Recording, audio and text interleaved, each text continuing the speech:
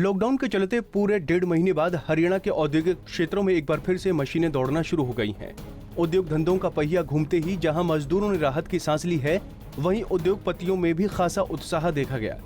मोदी सरकार द्वारा 20 लाख करोड़ के आर्थिक पैकेज को लेकर उद्योगपति प्रधानमंत्री मोदी का धन्यवाद कर रहे हैं। उनका कहना है कि जो पैकेज MSME को बीते दिन दिया गया है, उससे उद्योग धंधों में नई जान आ जाएगी और इससे देश की अर्थव्यवस्था बहुत जल्द पटरी पर आ जाएगी।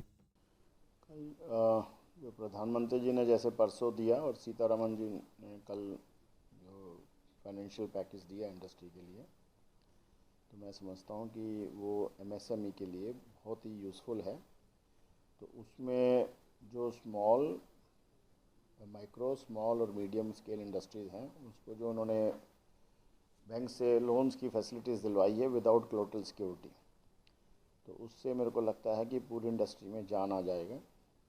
सबसे बड़ी एक समस्या थी कि भाई कैसे लोन लिया जाए, और इस ख़राब हालत में तो ऑलरेडी बैंक्स काफ़ी फंसी थे लोन देने में।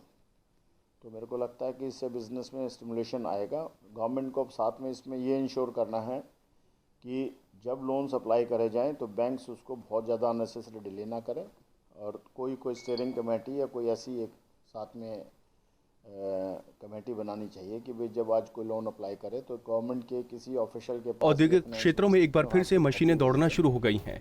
उद्योग धंधों का पहिया घूमते ही जहां मजदूरों ने राहत की सांस ली है, वहीं उद्योगपतियों में भी खासा उत्साह देखा गया।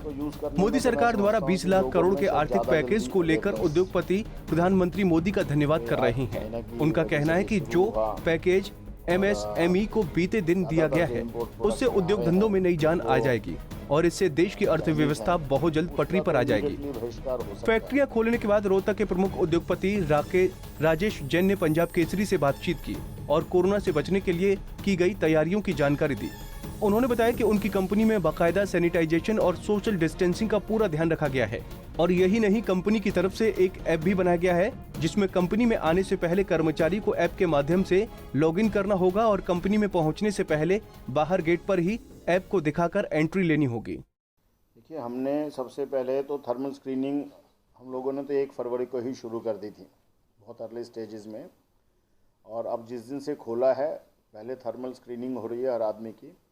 बाद में हमने वो टनल बनाई है जिसमें उसको थ्रू पास करके वर्कर जा रहा है और सैनिटाइज करने के लिए, और हर मशीन उसको मास्क दिया गया है, सोशल डिस्टेंसिंग का ध्यान रखा जा रहा है, हैंड वॉशिंग का ध्यान रखा जा रहा है, हर आदमी को एक सैनिटाइज़र दिया गया है और पानी की बोतल दी गई है।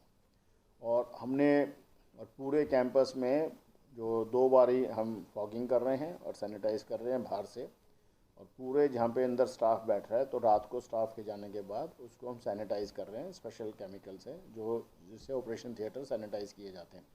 इसके अलावा हमने जो एक बहुत अहम बात रखी है, हमने अपना एक ऐप बनाया है वी केयर।